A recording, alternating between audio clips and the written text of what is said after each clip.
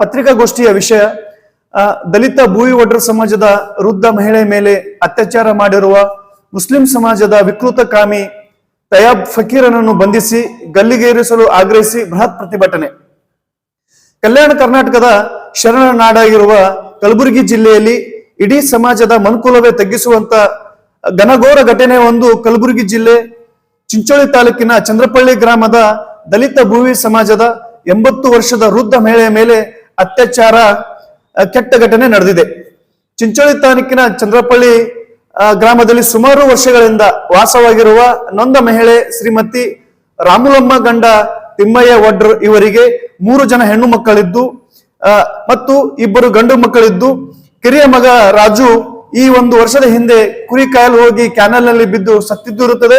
ಅದೇ ರೀತಿಯಾಗಿ ಇನ್ನೋರ್ವ ಮಗ ಲಕ್ಷ್ಮಣ್ ಹೆಂಡತಿ ಮಕ್ಕಳ ಜೊತೆಗೆ ಚಂದಾಪುರ್ ಗ್ರಾಮದಲ್ಲಿ ಏನೋ ಉಪಜೀವನ ನಡೆಸುತ್ತಿದ್ದಾನೆ.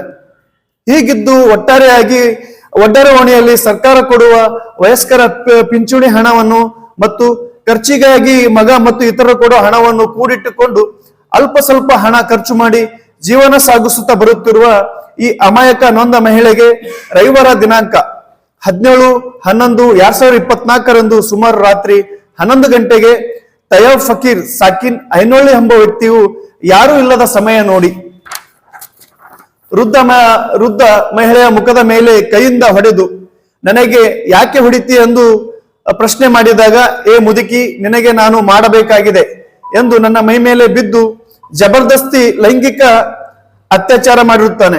ಅದೇ ಸಂದರ್ಭದಲ್ಲಿ ಚೀರಾಡದಂತೆ ಬಾಯಿಗೆ ಬಟ್ಟೆಯನ್ನು ತುರುಕಿ ಮನ ಬಂದಂತೆ ಸಂಭೋಗ ಮಾಡಿ ಮುಖಕ್ಕೆ ಎದೆಗೆ ಹೊಡೆದಿರುತ್ತಾನೆ. ಆ ಅಮಾಯಕ ವೃದ್ಧ ಮಹಿಳೆಯ ಹತ್ತಿರ ಇರುವ ದುಡ್ಡು ಮತ್ತು ನಗದು ಹಣ, ಒಂದು ಸಣ್ಣ ಮೊಬೈಲ್ ಅನ್ನು ತೆಗೆದುಕೊಂಡು ಪರಾರಿ, ಯಾರಿಗಾದರೂ ಹೇಳಿದರೆ ನಿನ್ನನ್ನು ಜೀವ ಸಹಿತ ಬಿಡುವುದಿಲ್ಲವೆಂದು ಹೇಳಿ ಅಲ್ಲಿಂದ ಜೀವ ಭಯ ಹಾಕಿ ಪರಾರಿ ಆಗಿರುತ್ತಾನೆ.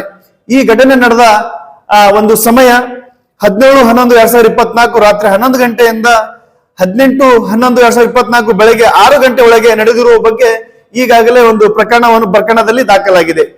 ಈ ಘಟನೆಯಿಂದ ನೊಂದ ವೃದ್ಧ ಮಹಿಳೆಯು ಅಸ್ವಸ್ಥಳಾಗಿ ಮನೆ ಇದ್ದುದನ್ನು ನೋಡಿ ನೆರೆಹೊರೆಯವರಾಗಿರ್ತಕ್ಕಂಥ ಶ್ರೀಮತಿ ಶರಣಮ್ಮವರು ಬೆಳಗ್ಗೆ 10 ಗಂಟೆಗೆ ಸುಮಾರಿಗೆ ಮನೆಗೆ ಬಂದು ನೋಡಲಾಗಿ ಬೆತ್ತಲೆಯಾಗಿ ಅಸ್ವಸ್ಥವಾಗಿ ಬಿದ್ದಿರುವುದನ್ನು ನೋಡಿ ಗಾಬರಿಗೊಂಡು ಎಬಿಸಿ ನೀರು ಕುಡಿಸಿ ಅವಳಿಗೆ ಏನಾಗಿದೆ ಎಂದು ಕೇಳಿದಾಗ ವೃದ್ಧ ಮಹಿಳೆಗೆ ಬೆಳಗ್ಗಿಂದ ನಡೆದ ಘಟನೆ ತಿಳಿಸಿರುತ್ತಾಳೆ.